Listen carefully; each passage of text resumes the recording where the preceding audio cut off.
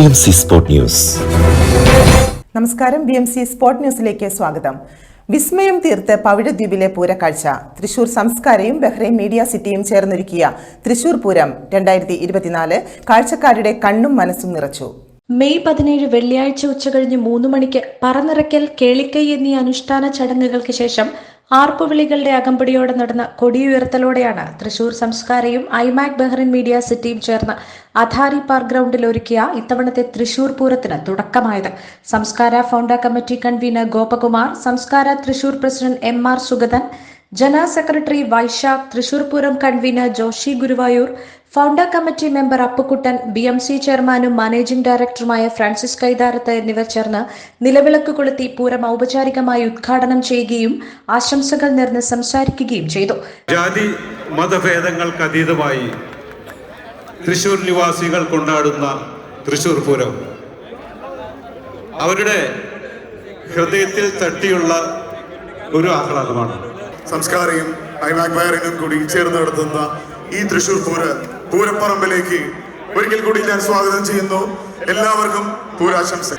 ഈ പൂരം വിജയകരമായി മുന്നോട്ട് കൊണ്ടുപോകാൻ നിങ്ങളുടെ എല്ലാവരുടെയും സഹായ സഹകരണങ്ങൾ അഭ്യർത്ഥിച്ചുകൊണ്ട് ഞാൻ നിർത്തുന്നു.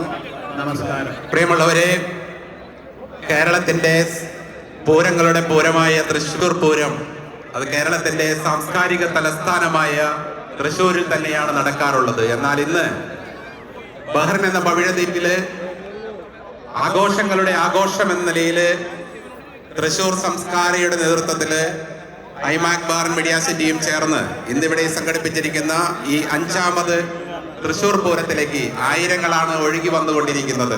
രാത്രി 12 മണി വരെ കൊണ്ടാടിയ പൂരത്തിന് മാറ്റുകൂട്ടാൻ പതിവ് പോലെ ഈ വർഷവും നാട്ടിൽ നിന്നും പ്രശസ്ത വാദ്യകലാകാരൻ കാഞ്ഞിലശ്ശേരി പത്മനാഭനും സംഘവും എത്തിയിരുന്നു. ബഹ്റൈൻ സോപാനം വാദ്യകലാ സംഘം ഗുരു, മേള കലാരത്നം സന്തോഷ് കൈലാസിന്റെ നേതൃത്വത്തിൽ 100-ൽ പരം വാദ്യകലാകാരന്മാർ ഒന്നിച്ചു സമ്മേളിച്ചത് കാണികളിൽ ആവേശമുയർത്തി.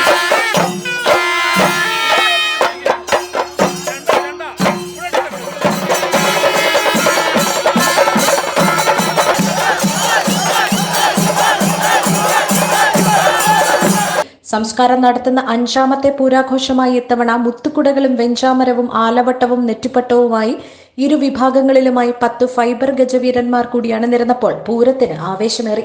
നാട്ടിലെ പൂരത്തെ അനുസ്മരിപ്പിക്കുന്ന വിധം കാവടിയാട്ടം, ചെറുപൂരങ്ങൾ, മഠത്തിൽ വരവ്, പഞ്ചവാദ്യം, ഇലഞ്ഞിത്തറമേളം, 200-ൽ പരം വർണ്ണക്കുടകളുമായി തിരുവമ്പാടി, പാറമേക്കാവ് വിഭാഗക്കാരുടെ കുടമാറ്റം എന്നിവയും ഒരുക്കിയിരുന്നു.